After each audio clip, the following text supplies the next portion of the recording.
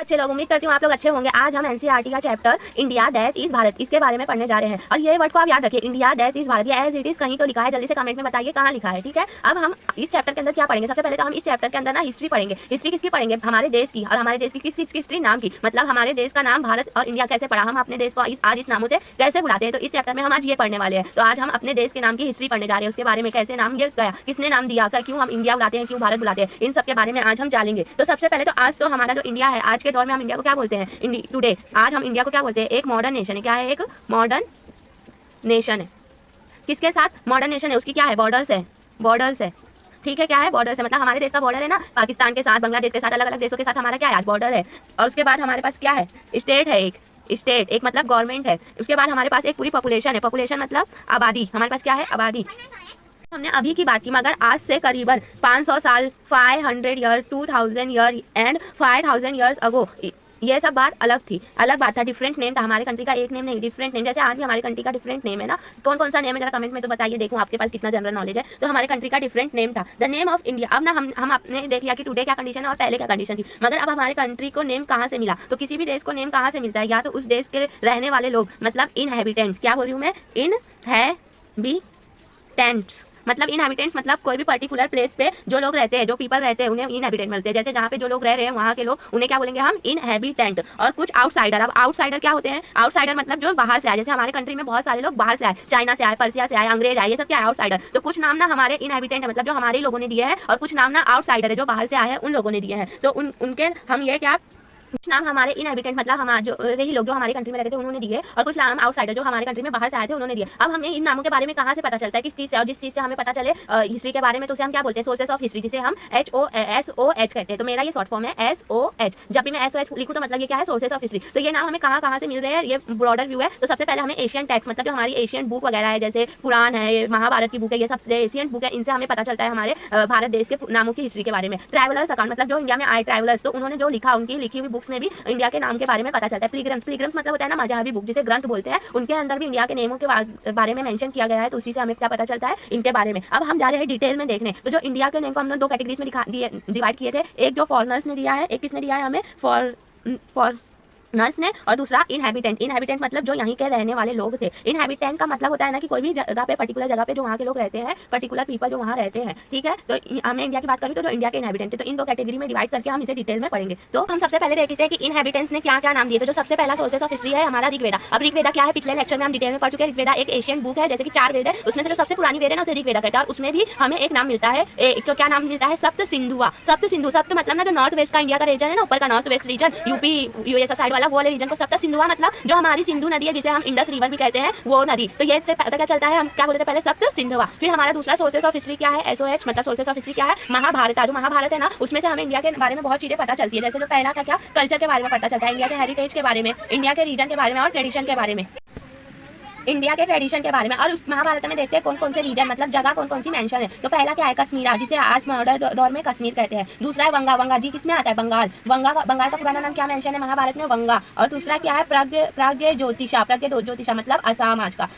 कच्छा मतलब आज का मॉडर्न टाइम का कच्छ। और केरला, जिसे हम केरला ही कहते हैं। ठीक है, यहाँ पे कवर हुआ। अब महाभारत में ना दो और नाम मेंशन है, जिस दो नामों में ना पहली बार पूरा होल सब कॉन्टिनेंट को बताया गया, जिसका पहला नाम है भारतवर्षा। क्या है? भारतवर्षा। ये महाभारत में मेंशन। फर्स्ट टाइम पे ये कहाँ पे नाम मिलता है हमें? ऋग्वेदा के अंदर। ऋग्वेद के अंदर ये नाम मिलता है। पहले तो ये समझ लेते हैं भारतवर्षा का मतलब क्या है। तो कंट्री ऑफ भारत, मतलब भारत की कंट्री को भारतवर्षा कहते हैं। और मेन वैदिक जो ग्रुप है, मेन वैदिक ग्रुप ऑफ पीपल, ऋग्वेद के अंदर मतलब ना माना जाता था बहुत सारी ओल्ड ट्राइब थी, उसमें से जो मेन ट्राइब का ग्रुप था ना, बहुत इंपॉर्टेंट था, जिनका नाम क्या था? भारत। तो उसी नाम पे क्या बोलते हैं, रखा गया भारतवर्षा। मतलब और लेटर मतलब आगे चल के बहुत सारे किंग्स का भी नेम क्या पड़ा? भारता। ठीक है, यहाँ पे हमने देख लिया। आज हम लोग कंटिन्यू करते हैं जम्बूद्वीप को। महाभारत में हमें दो टर्म मिले थे, एक पहला हमने देख लिया जो पूरे कॉन्टिनेंट के लिए यूज हो रहे थे, जो क्या था? भारतवर्षा। और दूसरा टर्म है क्या? जम्बूद्वीपा। तो ये जम्बूद्वीपा का एग्जैक्ट मतलब क्या होता है पहले वो देखते हैं। तो जम्बूद्वीपा को बोलते हैं द आइलैंड।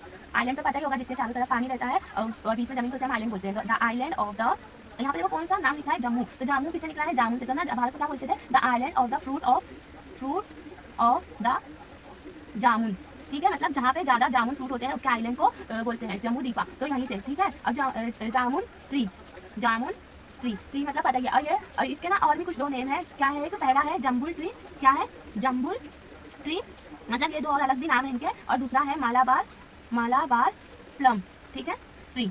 ये दो नाम भी याद रखना, इसी के लिए यूज हो रहे थे। और ये ना जो जम्बू द्वीपा है ना, इसकी इन्फॉर्मेशन एक हमें कहाँ से, पहले तो महाभारत से मिली, और हमें अशोका था ना, अशोका एक बहुत बड़ा राजा था, ग्रेट किंग था, उसको हम नेक्स्ट चैप्टर में देखेंगे उसके बारे में। तो उसने ना कुछ मतलब लिखवाया था, इंस्क्रिप्शन मतलब पता ही आपको, उसकी कुछ इंस्क्रिप्शन मिली है जिसमें उसने सारे कॉन्टिनेंट के लिए यूज किया है यही वर्ड जम्बू द्वीपा। तो अशोका का टाइम पीरियड क्या था, मतलब कौन से समय की बात है ये, 2500 BCE।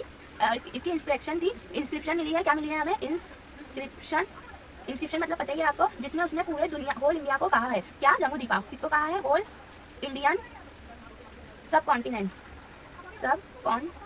मतलब इसमें क्या क्या इंक्लूड था, बांग्लादेश जो आज हमारे देश का पार्ट नहीं है, मतलब उस टाइम पे इंक्लूड था, बांग्लादेश, पाकिस्तान तो कब अलग हुआ आपको पता ही होगा, नहीं पता तो आगे हम पढ़ेंगे, पाकिस्तान, और क्या था, अफगानिस्तान पूरा नहीं, अफगानिस्तान के कुछ पार्टी इंक्लूड थे, ठीक है, अफगानिस्तान के सम पार्टी इंक्लूड थे। फिर बहुत समय बाद, बहुत सी सेंचुरी हो गई, फिर भारत इंडिया को क्या बुलाने लगे, भारता। क्या बुलाने लगे, भारता। क्या बुलाने लगे इंडिया को, भारता।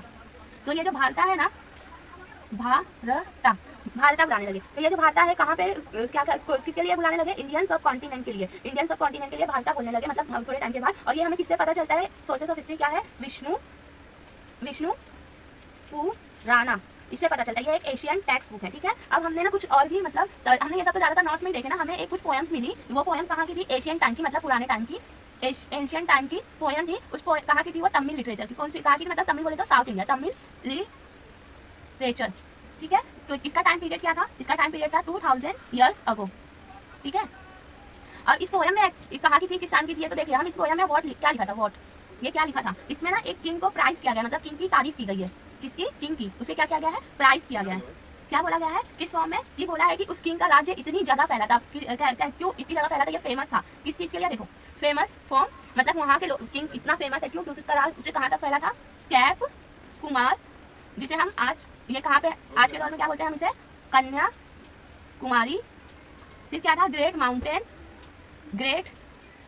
माउंटेन, और फिर क्या था, ओशन, और फिर ओशन, 2 बार ओशन, मतलब ओशन, ये कौन सा ओशन था, ईस्ट का, और ये वेस्ट का। अब ये मतलब पोएम में लिखा है कि ये किंग का राज्य, मतलब इसका पूरा, मतलब हुकूमत बाउंड्री इतनी जगह फैली थी। कैप कुमार मतलब कन्याकुमारी, ये कहाँ पे है, साउथ में, ये बहुत टाइम पहले की बात है, देखिए। और ग्रेट माउंटेन मतलब हिमालय, और हिमालय कहाँ पे है, नॉर्थ में। यहाँ पे देखिए आप बोल रहा है क्या, ओशन है, उसका जो राज्य फैला है उसके ईस्ट में क्या है, ओशन है। तो हमारे भी तो ईस्ट में ओशन है, कौन सा ओशन है, बे ऑफ बंगाल, ठीक है। और वेस्ट में भी ओशन है, तो कौन सा ओशन है, अरेबियन सी। तो मतलब इससे क्या पता चलता है कि उस टाइम के लोग को भी ना पूरी, मतलब इंडिया की ज्योग्राफिकल बाउंड्री के बारे में अच्छे से उनको डिटेल में पता था। तो यहाँ पे हमने हमारी इनहैबिटेंट, मतलब जो यहाँ के रहने वाले लोगों ने भारत को नाम दिया था, वो पूरा हमने कवर कर दिया है। अब हम आगे देखेंगे कि फॉरेनर्स ने क्या कहा था, ठीक है।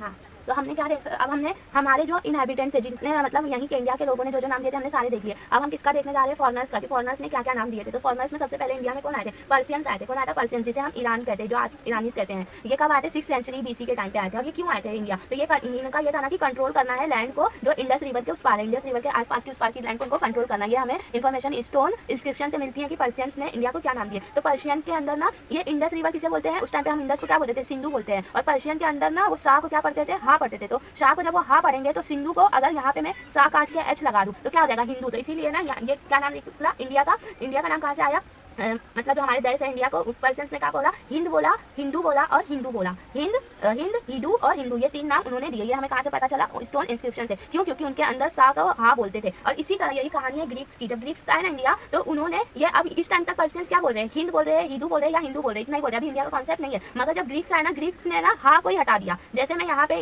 ये लिखा है हमारा, इसी को देखते हैं, यहाँ पे इसको मैं हा को हटा दूंगी तो क्या हो जाएगा, ईदू। तो इसी तरह ना जब ग्रीक आए तो इन्होंने हा को हटाया। क्यों हटाया, क्योंकि इनकी जो इंस्क्रिप्शन थी, इनकी लैंग्वेज में ना हा था ही नहीं, हा का कॉन्सेप्ट ही नहीं था। तो इसलिए उन्होंने हा को काट के डायरेक्ट उसके आगे क्या, ईडू। तो इन लोगों ने क्या बोलना चालू किया, इंडोई और इंडिक। क्या बोलना चालू किया, इंडोई और इंडिक। फिर जब चाइनीस आया ना, तो इन्होंने क्या बोला, इंटू और इंडू। मतलब जो भी आ रहा है ना, तो वो नाम तो बोल रहे हैं, बट उनकी जो लैंग्वेज है, जो इंस्क्रिप्शन है, उसका इफेक्ट पड़ रहा है हमारी लैंग्वेज पे। तो ये जो इंटोई और इंडू है ना, इंडू, ये एक सिंधु नदी के लिए ही बोला गया है। तो यहाँ पे हमारा चैप्टर कंप्लीट होता है। आई होप आपको समझ में आया होगा। Thank you.